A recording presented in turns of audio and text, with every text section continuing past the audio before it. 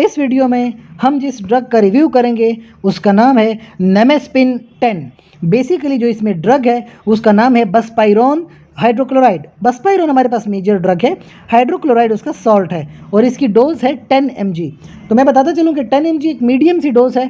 अगर इसकी low dose देखें तो 5 mg, 7.5 mg, और अगर आप हाई डोज पे जाना चाहें तो 15 mg से लेके 30 mg तक मार्केट में अवेलेबल है। ज़्यादातर ये ड्रग्स जो हैं इनको साइकोट्रोपिक ड्रग्स कहते हैं क्योंकि ये आपके ब्रेन में जाके फंक्शन परफॉर्म करती हैं।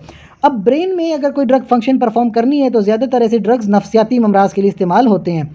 इनमें से एक मसला है एंजाइटी। एंजाइटी को अगर आप सादा ज़बान में समझना चाहें, फ़िक्रमंदी।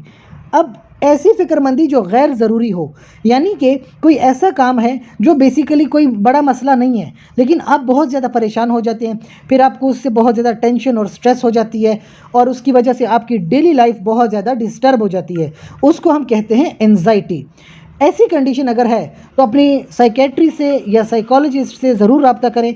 और अगर आपको बसपाइरोन प्रेस्क्राइब होती है तो इसकी जो डोज़ है 10 से 15 mg पर ओरल आप दिन में लेते हैं 2 बार या 3 बार भी ले सकते हैं, लेकिन मैक्सिमम डोज जो है वो आप 30 mg पर ओरल पर डे से इंक्रीज़ ना करें। बहुत ज़्यादा एक्सीड करना चाहें तो डॉक्टर के मशवरे के मुताबिक 60 mg से ज़्यादा इंक्रीज़ बिल्कुल ना करें, यानी मैक्सिमम डोज हो सकती है। इसके बाद फिर टॉक्सिसिटी भी डेवलप हो सकती है। दूसरा, स्मोकिंग सीजेशन, यानी जो लोग तंबाकू नोशी करते हैं, ख़ास करके सिगरेट वगैरह पीते हैं और वो सिगरेट छोड़ना चाहें तो तकरीबन आपका 2 महीने, 2.5 महीने या 3 महीनों का कोर्स हो सकता है। 30 mg to 60 mg पर ओरल दी जाती है तकरीबन 13 हफ्तों तक।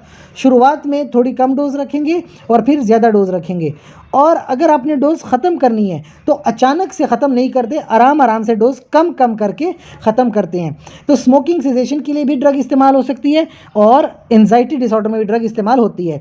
अक्सर प्रेगनेंसी में इस तरह के मसले मसाइल हो जाते हैं, तो वैसे तो प्रेगनेंसी में कोई भी ड्रग नहीं लेनी चाहिए, लेकिन प्रेगनेंसी के बाद भी अगर आप बच्चे को दूध वगैरह पिला रही हैं उस दौरान भी इस तरह की ड्रग से गुरेज करें, क्योंकि ये ड्रग आपके दूध में जाकर बच्चे को पहुंच सकती है, जिसकी वजह से बच्चे को बहुत ज़्यादा नुकसान हो सकता है।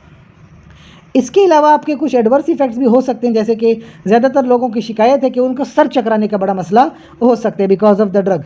तो इस तरह की कुछ मसले मसाइल हो सकते हैं। अगर कोई प्रॉब्लम हो तो डॉक्टर से ज़रूर रब्ता करें, और कोई क्वेश्चन हो तो कमेंट सेक्शन में पूछ सकते हैं। साथ ही चैनल को लाइक करें, कमेंट करें, शेयर करें और सब्सक्राइब करें। शुक्रिया।